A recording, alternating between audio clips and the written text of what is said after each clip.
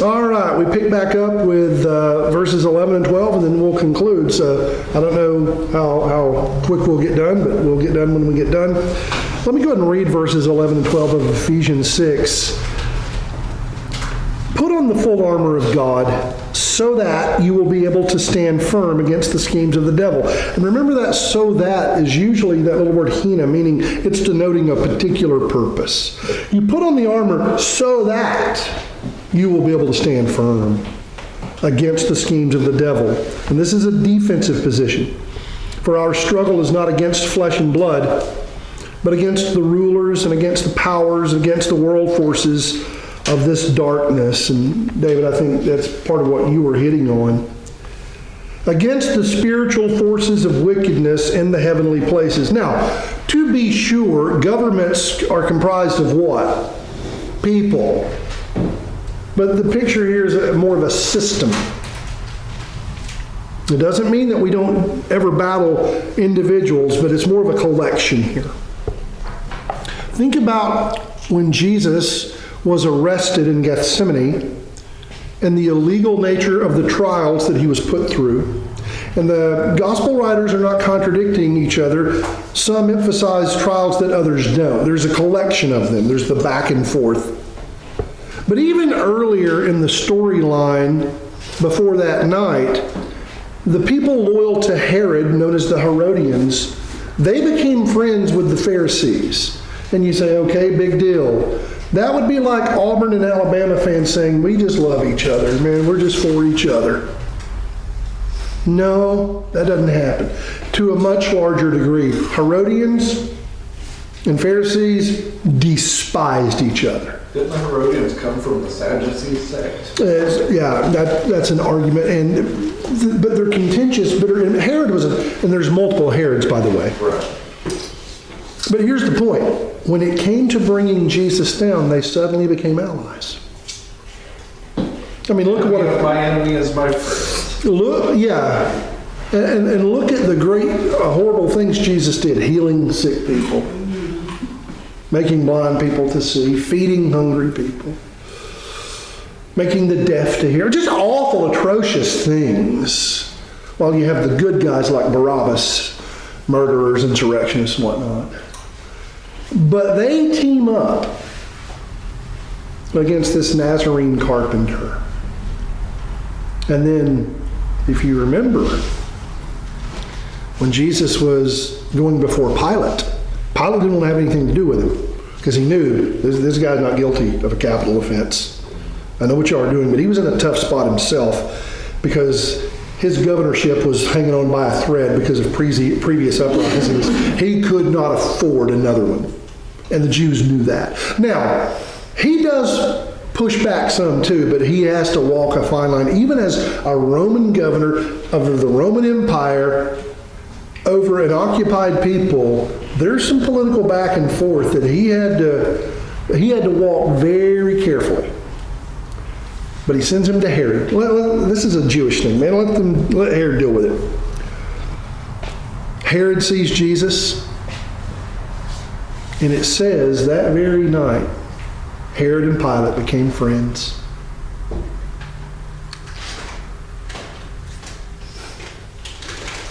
Be careful with what I'm about to say, but it is true. It really is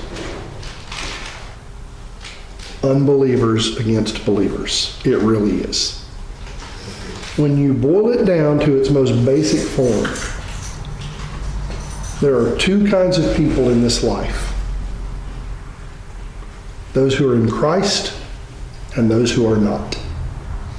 Regardless of whether you're male or female, regardless of whether you are a citizen of this nation or another country, whether you're Jew or Gentile, black or white, regardless of all of those things, when it is boiled down to its most simple form, there are those who belong to Jesus and there are those who are his enemies, and the enemies of those who are his. That's just fact, folks. Does that mean that every unbeliever is plotting your demise? No. In fact, One of the things about living in a fallen world is people are usually so immersed in themselves that they're not too concerned about other people, which is one of the reasons why I tell people, especially young ladies, I'm like, quit worrying so much about what everyone else is thinking, because they're not thinking about you as much as you think they're thinking about you. And that doesn't mean we retreat and, oh, woe is us. But we also don't make alliances with the enemies of the cross. Spiritual armor is for spiritual warfare. The Lord's strength is given, we looked at that from verse 10, but it is given for a different kind of warfare. Where are our helmets? Because Paul uses that language, but it's figurative. What kind of bullets do we buy? No. What kind of guns? No. It's a whole different battle, a whole different arsenal. And I'm going to go ahead and cheat because, Lord willing, next week we pick up in verse 13 and go to verse 17. And then that following week, that last night of class before the final, we still go to verse 17 and then finish. But one of the elements of the armor I am convinced of is prayer. It's mentioned in there, and it usually gets looked over. But it's one of our best weapons. Not an incantation, but a reliance upon the Lord and a willingness to admit, God, I'm praying because I need you.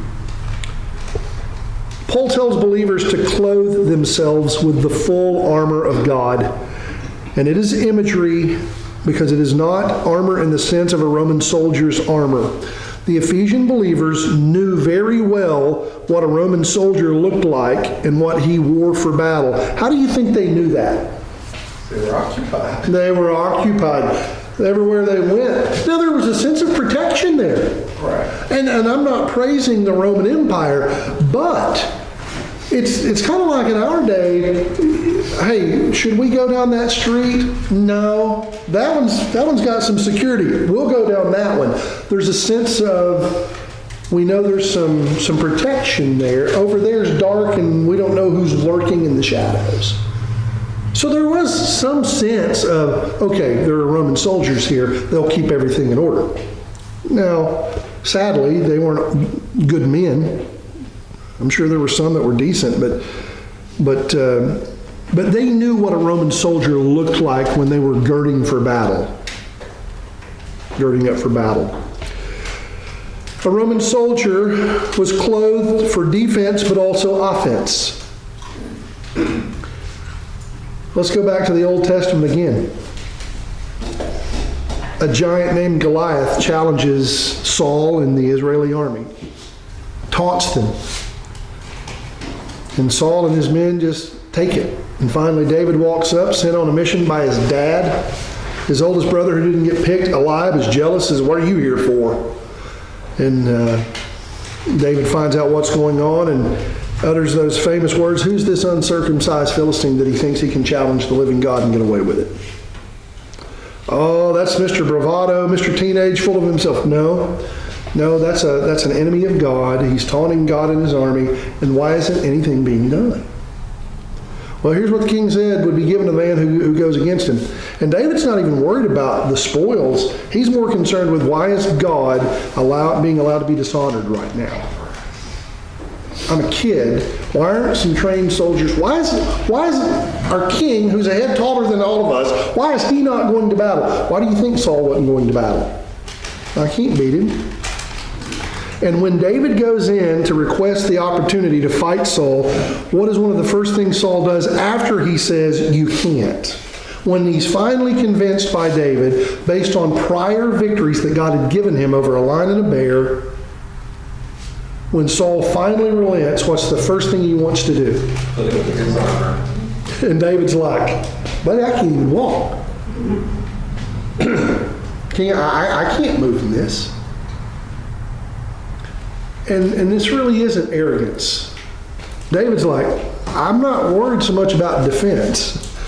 I'm going on the offensive. King, this is not arrogance. This battle, God's going to give victory here. I know how to use a sling. I know how to hit the mark. And I'm going to do it by the power of God. I'm resting in Him based on prior deliverances That doesn't mean that we can't gird up for a defensive position. One thing is David would have been much smaller than Saul. But there's defensive armor, but it can't be so defensive that, well, I can just stand here and take shots. No, you've got to be able to move as well and go on the offensive. You've got your shield to take the arrows, but you've got your sword to use as well. The enemy that believers are facing is the devil. Paul uses the definite article here. If you go back and look at that, in verse 11, you put on the full armor so that you will be able to stand firm against the schemes of the devil. Even if it is through his minions and associates, he's the orchestrator of the strategy.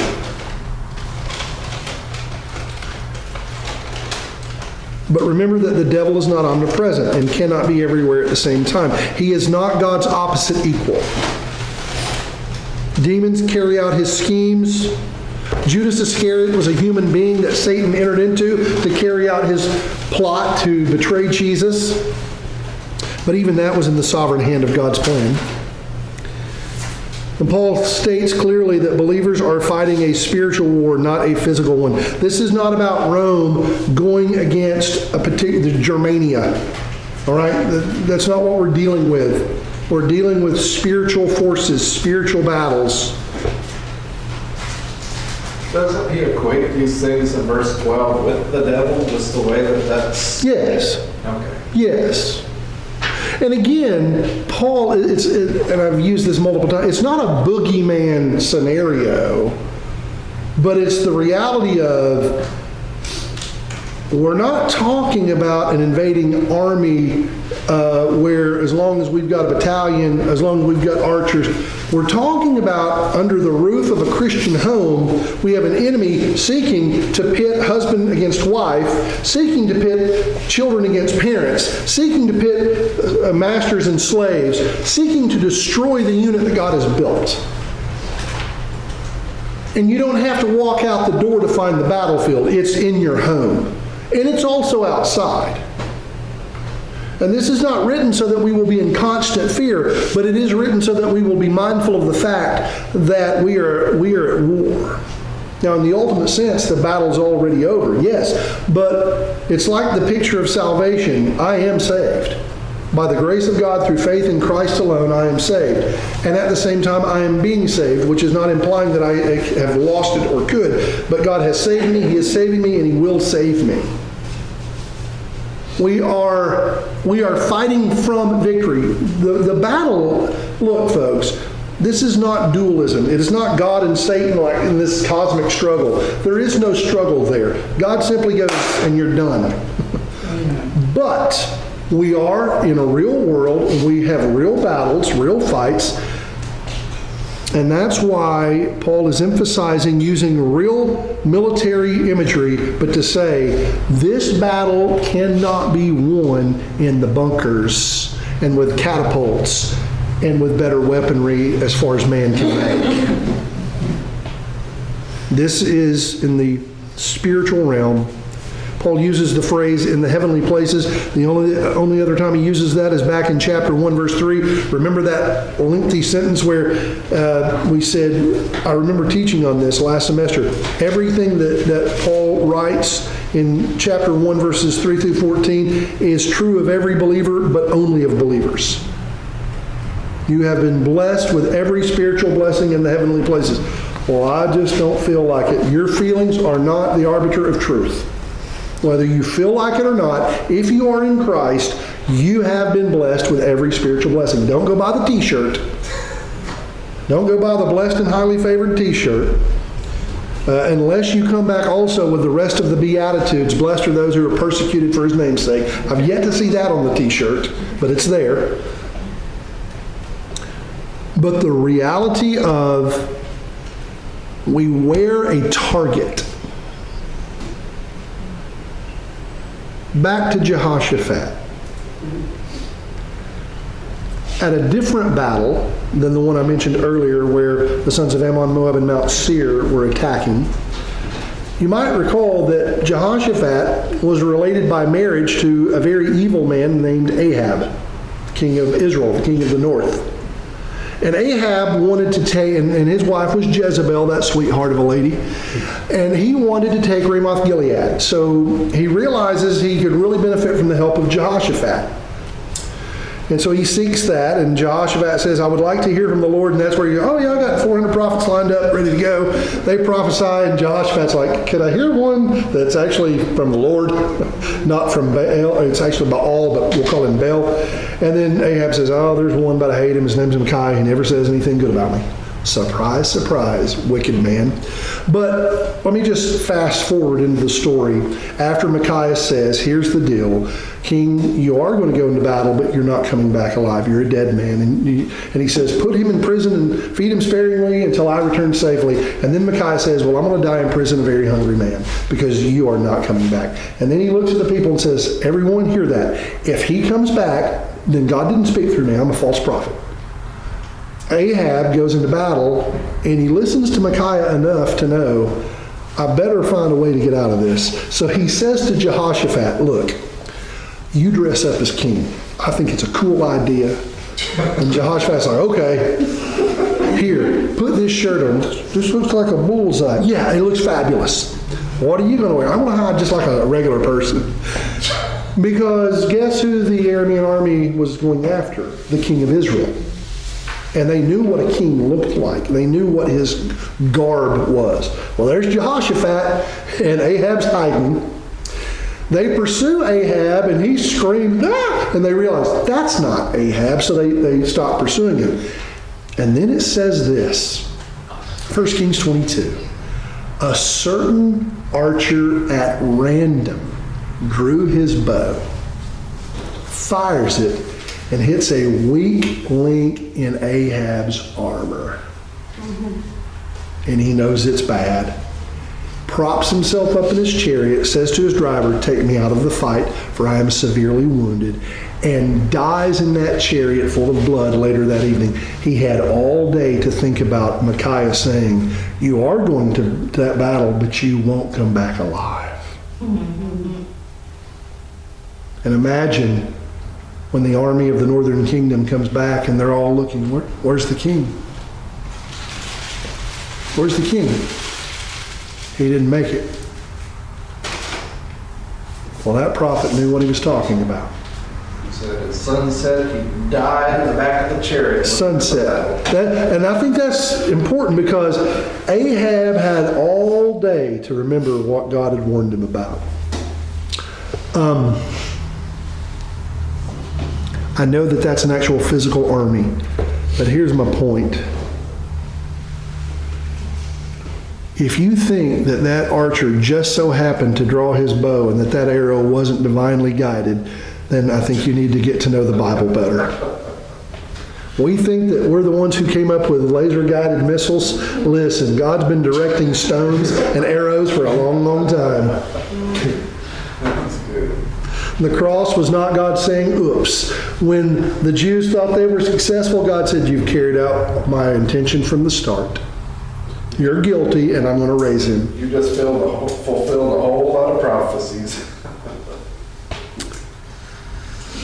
Which ought to bring a great amount of confidence in us. Lord, I'm weary from the fight. I know you are, but I've got you, and I promised that I wouldn't leave you.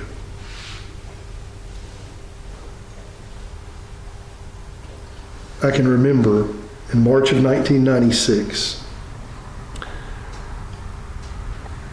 in the church where I grew up, my pastor, who had left at that time, but had come back to preach my ordination. And y'all just don't know how much I love that man. I love him. I preached his funeral. He and my dad were best friends. And as he was closing down his charge, and I think he borrowed this, and he would have admitted that, but he said, but he might not have, this part he might not have borrowed, but he said, Darrell, 20, 30 years, it's funny, it's been 30 years now. He said, if I'm still alive, he said, I hope to the Lord that if I saw you from a distance approaching, the closer you got, the more I would see the scars. And the more I would smell the smoke, and I would ask, Darrell, what's been going on? And you would say to me, Brother Don, I've been on the firing lines for God. And I've taken some shots. But by His grace, I'm still standing. That was a powerful moment. I wished I had it on video, but I've got it in my memory. That was the pastor I had, a man who, by the way, growing up in Saudi Daisy, which is a festive place, and we grew up in the Saudi part, Brother Don had his life threatened because of some things he stood opposed to in our city government. And these were people that he went to school with. They threatened to burn his house down with him and his family in it. I can still remember the night when he drove to our house and he asked my dad, he said, hey, would you go with me?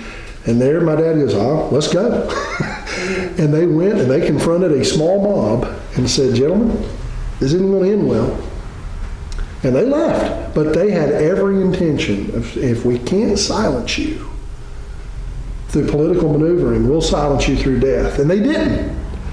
But that's the example I had, a man who was willing to stand for truth. Even back in the days where you're like, how bad could it have been? Folks, even in small towns where there's a church on every corner, there's a lot of godlessness. And I don't mean just political savagery. I'm talking about evil.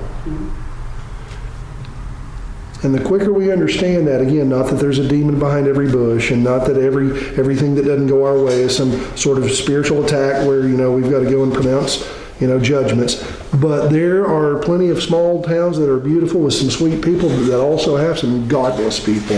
And when you speak truth, they don't want it, and they will do what it takes to silence it. More so now than then, people are getting more bold with that. And I'm not saying this to frighten anyone as I'm wrapping up. But when you look at the climate of our day, 40 years ago, if a professing Christian would have been shot in front of a crowd, even those who might not have hated it wouldn't have said so. They would have played nice. Now, not only are they not going to play nice, they're more than happy to tell you, I'm glad he's dead. And I'm not even trying to deify Charlie Kirk there, please. And that's been a couple of months now. But the point is real. When you see people interviewed and they know they're being videoed, are you saying that people that differ with you politically and people who are religious, you would love to see killed? Yes. That's here. We don't have to walk around timid and fearful, but we also can't walk around with our heads in the clouds saying, well, hey, God protects, God protects, God protects. Does God protect? Yes, but how does that apply to Acts 7 with Stephen? Did God fail there? No. Paul delivered, the Lord delivered Peter from the Sanhedrin in Acts 3 and 4, didn't he? How did Jesus say Peter was going to die? Crucified. Yeah. And did that happen? Yes. It did. I've done this so often, I'll do it again. I'm not trying to be negative Nelly or negative Nathan, whatever my name would be. But Hebrews 11, I love it too. When we read about how God has a people who have held fast to their confession in Him and how God has delivered in so many different ways, and we read and we love it and we love it. Our series is going so well, and then we get to verse 36, and others. And I'm like, oh, hold on now, wait a second. Let's stay on the positive train. Look at how Abraham believed. Look at how Sarah believed. Look at how Moses believed. And others experienced mockings and scourgings, yes, also chains and imprisonment. They were stoned, they were sawn in two, and it wasn't this way, it was this way. As that saw is cutting you, you're feeling every bit of it. Did God fail to deliver there? No, He delivered them home. So quit buying into that word faith garbage. Well, if you're faithful, God will always deliver you. In what way? Because sometimes the saint is finally delivered home. You're going to be persecuted for my name's sake. You're going to be hated by the world. 2 Timothy 3:12, and indeed all who desire to live godly in Christ Jesus will be persecuted. That's right. You don't have to go look for it. Just be faithful to Jesus. We have been relatively protected. Those days seemingly are coming to an end. No, that situation, and it's never been good, but it's always been a way. But again, and you say, well, Darrell, we're still not seeing that in this country. Yeah, the Charlie Kirk thing, he was a public figure. But here's what we are seeing, that there are more than we probably thought that are like, I'm ready. Let's do it. Let's see some young zealot do some more shooting. I'll be just fine with those Christians getting what we'd like to see them get. There are more people in our nation that think like that now than we've ever realized. So even if it's not happening, the groundwork is laid. For people that don't think that's real, they need to go about 100 miles south. And they'll live it. They were taking their Bibles out of the healthcare system that I work, and I'm not making stuff. They've got a Quran in the chapel and the Mass to pray on, but there's no Bibles allowed. That's where we're at. And Islam is not a peaceful religion. Just understand that. It's not. I remember hearing an Islamic lady in New York. She said, right now you all are the majority, but it won't always be that way. And it was a warning. It was. So let me ask you, without being arrogant, without some phony, man-centered spiritual bravado, does any of this take our King by surprise? Somebody do me a favor and turn to Psalm 2, the second Psalm. Who would do it? What translation are you using, son? ESV. When you get there, I want you to start reading verse 1. Psalm 2, a psalm of David. We know that from Acts. Why do the nations rage and the people plot a vain thing? The kings of the earth set themselves, and the rulers take counsel together against the Lord and against his anointed, saying. Time out. Who's his anointed? Who is that? No. It's a character. It's a figure. It's Messiah. The nations plot together and scheme together. And this is the second psalm. David dies around 1000 BC. So this is David in his younger years talking about how this has been going on. Has that stopped? No. Tina, saying, verse 3. Let us break their bonds in pieces and cast away their cords from us. Okay, that is the taunt. That is the anthem of the allied forces who are in opposition to Jesus. What is God's response? Verse 4. He who sits in the heavens shall laugh. The Lord shall hold them in derision. Then he shall speak to them in his wrath and distress them in his deep displeasure. Yet I have set my king on my holy hill of Zion. That is God saying through David. Back in Eden. Well, before Eden, there was a battle waged. The original sin happened when who we now know as Satan rebelled. And then there was a battle in Eden, has God really said. And that's never ceased. And it's never taken God by surprise. And if you remember what Elijah said why he was so depressed, and Elijah was really depressed. Do you remember the particular that I'm talking about? He was really down because he thought something. I'm the only one. It's all come down to me. And what did God say? Now, by the way, when he says I have 7,000, if you look at the population, that is less than 1%. But in other words, but here's the thing, Elijah, do you think I'm worried? Fast forward to the book of Esther. Haman, we're going to do it. We're going to take them out. That Jew Mordecai won't bow to me. Well, I'll tell you what I'll do. I will take such extreme measures that there won't be Jews anymore. And buddy, he was on his way until a particular night when God didn't let a king sleep, and he thought, what will put me to sleep? I know, read the book of the records.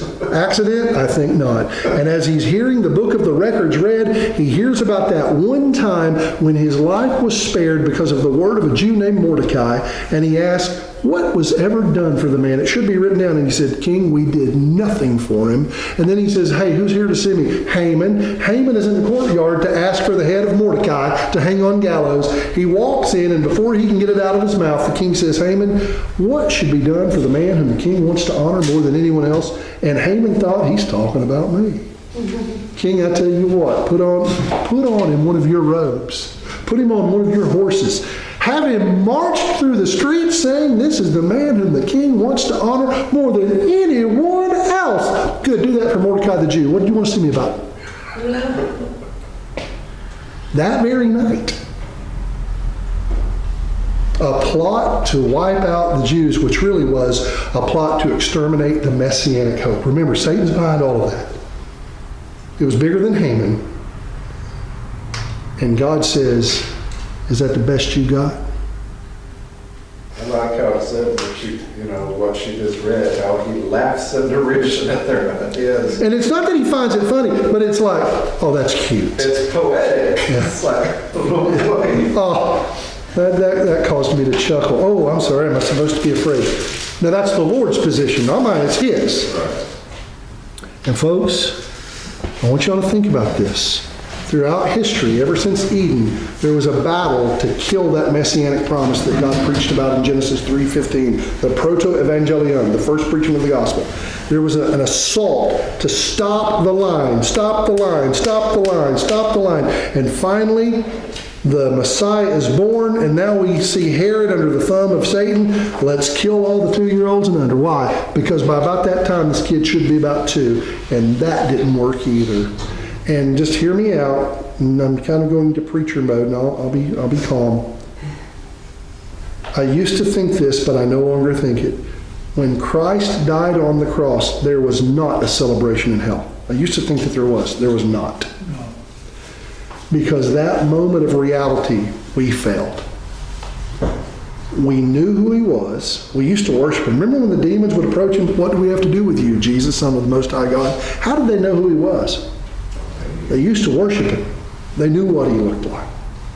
They knew about the prophecies. And when he shows up, well, we couldn't stop that from happening. We tried it through the Assyrians, through the Agagites, Haman. We did everything we could to stop this line from continuing.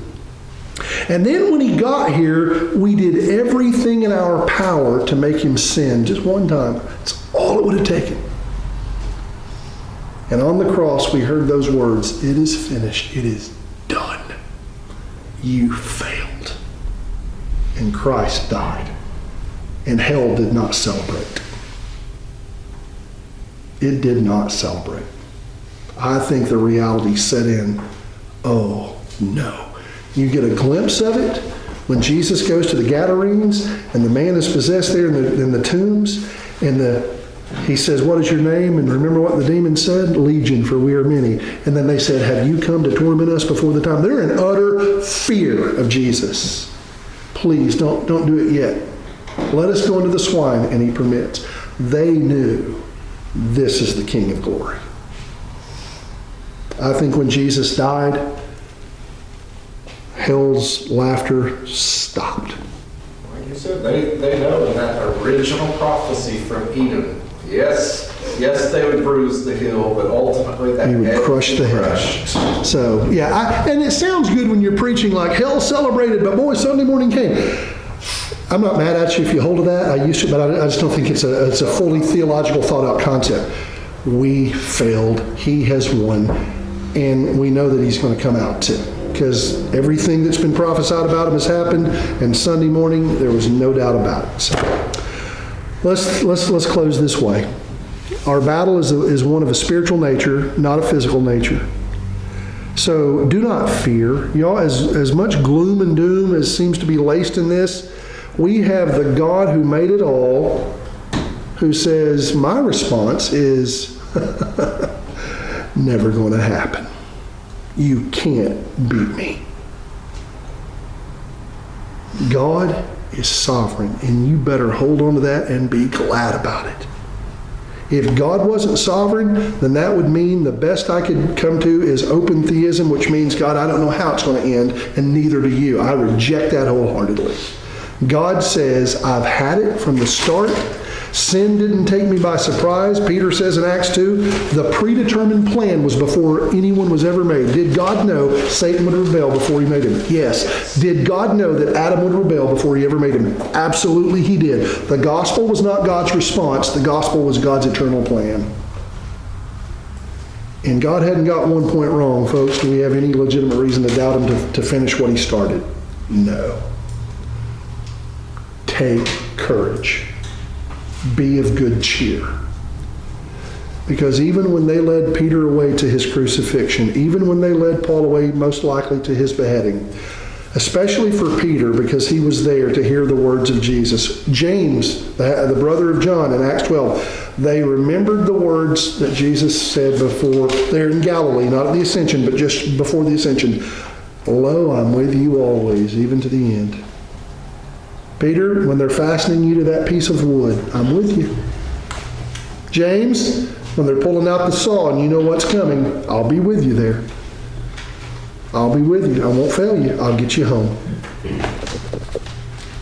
Folks, we either take him at his word or we don't. Be of good cheer. All right. Melissa? That's what I got.